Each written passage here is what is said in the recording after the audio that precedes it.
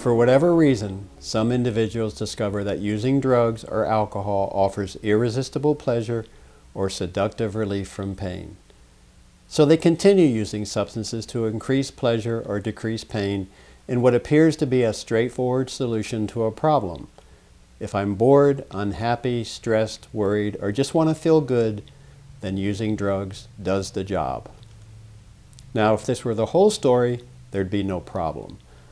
But what seems like a gift from God can turn into a Trojan horse with a killer inside, and here's how it happens. As experimentation turns into substance abuse, the pleasure circuit of the brain, the part of the brain that makes sex and eating extremely pleasurable to ensure the survival of the species, begins to associate substance abuse with survival. You see the chronic flooding of the pleasure circuit with drugs that look to the brain just like its own pleasure chemical, dopamine, tricks the brain into believing that these drugs are as necessary for survival as breath itself, which is how the brain becomes hijacked. This then leads to compulsive drug-seeking behavior because the motivation of the addict is similar to the obsession and desperation of a drowning man gasping for one more breath. Of course, another breath will keep a drowning man alive, whereas drugs will continue to destroy the addicts who use them, which is the tragedy of addiction. As addiction progresses, addicts increasingly abuse drugs to try to cope with their mounting pain and problems, both the old ones from which they initially sought comfort and the new ones caused by substance abuse. Now even the simplest sensual, emotional, or situational cues, called triggers, can instantly produce powerful cravings to continue abusing drugs despite horrendous negative consequences.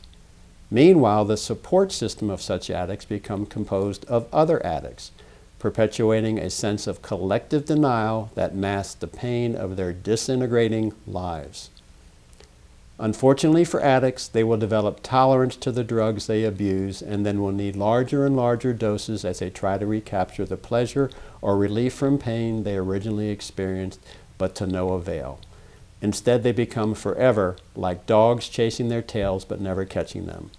And it gets worse. As the brain becomes increasingly hijacked by chronic substance abuse, addicts can no longer feel normal without the constant abuse of substances. At this point, they are compulsively drinking or drugging just to function. There's no more pleasure, no more high, but only desperate attempts to avoid their tremendous pain from which there's no escape, which is the living hell of addiction. Recovery from addiction is not about willpower. Rather, it's about understanding the disease you have and using your mindful brain to outsmart your addicted brain. If you would like help in formulating a plan for recovery from addiction, then visit my website, SerenityOnlineTherapy.com, to learn more about me and the services I provide. If you found this video helpful, please click the thumbs up button. And if you want to hear more from me, then subscribe to my channel, Counselor Carl. I will be publishing a new video every other weekend. Until next time, and keep paying attention to your life.